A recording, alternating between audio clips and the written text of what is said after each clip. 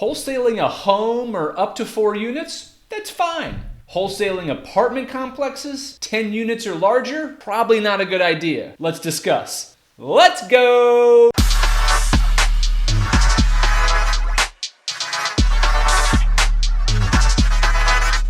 Let's define what wholesaling is first. Wholesaling is when a buyer puts a deal under contract and assigns the contract over to another buyer for a fee, and typically it's before they close on the property. Most wholesalers do it because they either don't have the time, money, or infrastructure in place to close on the deal themselves and manage it long term. Though there are some wholesalers who do it for a living and do very, very well. The vast majority of wholesale deals are typically done on homes, condos, or 2 to 4 unit apartment buildings. Very few deals over 10 units are successfully transacted by wholesalers. There are 3 main reasons why it's more difficult for wholesalers to transact on larger apartment complexes. Reason number 1 is because it's a more sophisticated market. The buyers and sellers of larger apartment complexes know what they're doing, and they're pretty good at pricing things appropriately. Not to mention, the larger the apartment complex gets, the more desirable it is to the marketplace, the higher the price, and the less likely it is for a wholesaler to get in there at a lower value to then flip it to someone else before closing.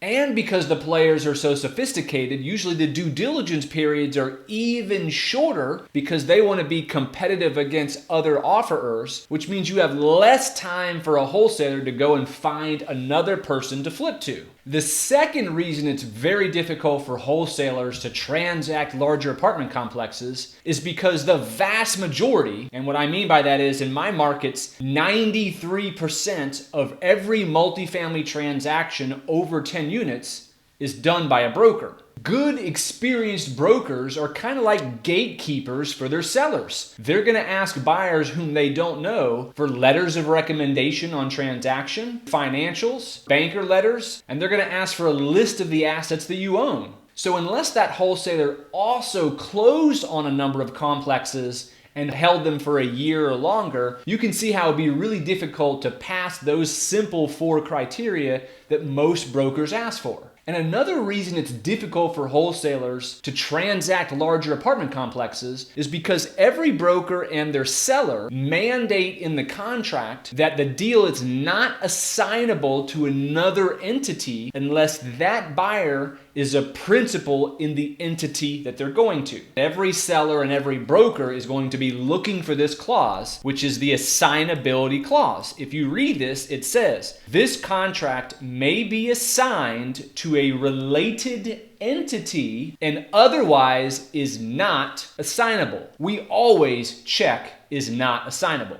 Being assignable to a related entity means that the principal or principals who put in the contract are going to be the same principals that are part of that new entity if you assign it to a new entity. Now let's talk about if you are a wholesaler and you did get qualified by the seller and the broker and you did get a contract signed that allows assignments without being part of the new entity. Let's talk about why it's still not a good reason to do that if your goal is to have a long multifamily investment career. The number 1 reason you don't want to wholesale larger apartment complexes if you want to be in this business for the long term is reputation. Reputation is everything in this business.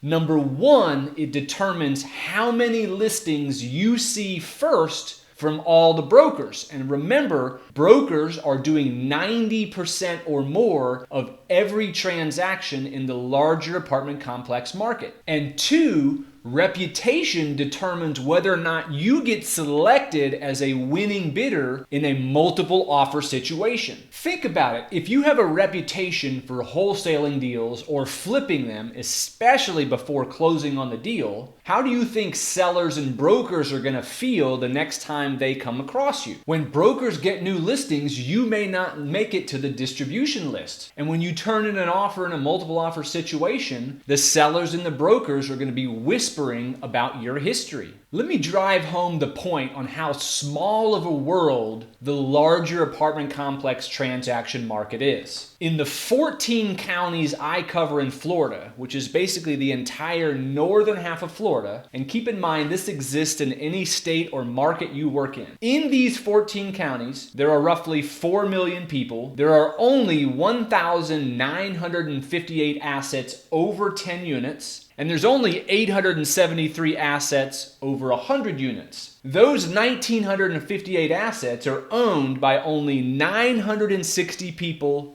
in the entire world. And there are roughly 60, that's it, 60 multifamily brokers who are full-time, who do the most transactions in my markets that cover all these markets. So, if there are only 960 investors in the universe that own all those assets in the northern half of Florida, which by the way is one of the top states for real estate in the country, and there's only 60 brokers that handle all that transaction volume, you can see how word can spread lightning fast in just a couple of years if you're the person known for flipping deals before it even closes. Please understand, I am not poo-pooing wholesaling. I actually love the business. I think it's a great business plan, and I know a lot of folks who are very good at it. But I think the most success exists in 4 units and under, because you will probably very rarely see the same players as you do in the larger investment world. And so smaller players, homes, condos, 2, 3, 4 unit complexes, you're not going to be able to develop a reputation of someone who flips all the time, because it's probably going to be different parties every time.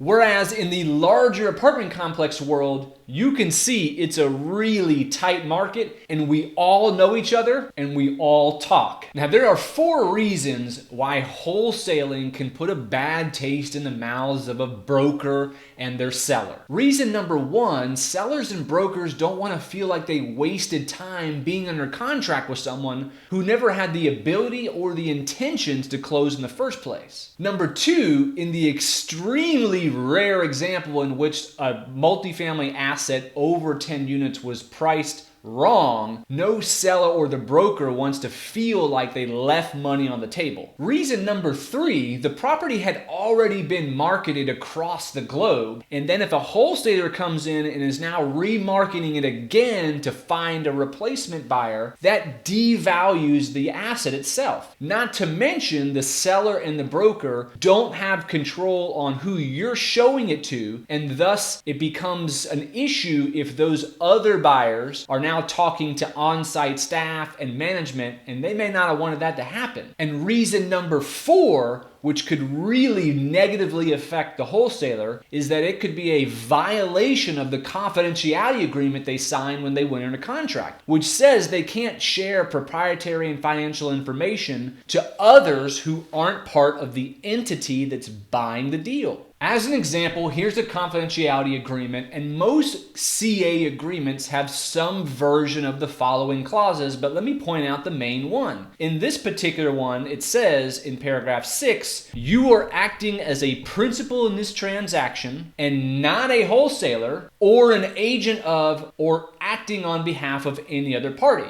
Now, some CA agreements don't specifically point out the wholesaler, but they do have other language that would not allow a wholesaler to send all this information to other parties that are not part of this agreement. Now, of course, I'm not an attorney, so if you're a buyer, seller, broker, wholesaler, make sure you're talking to your counsel so you're protected. If you're a wholesaler or you're someone who's really good at finding deals, the better alternative is to just partner with those who do have the ability to close on deals. I assure you, someone who's good at finding deals will always be able to find someone who has no problem partnering up with them. And the funds that the wholesaler could have made by finding someone else to take their contract could be their equity with the new buyer as their partner. By partnering with investors who close on deals, even if you're only getting a tiny percentage of those deals, will make you far more money over a long career because your reputation is very high, and then deals start flooding to you by those who control the inventory. Thanks so much for giving another listen. Please give me a subscribe and a comment down below. We'd much appreciate it. See ya.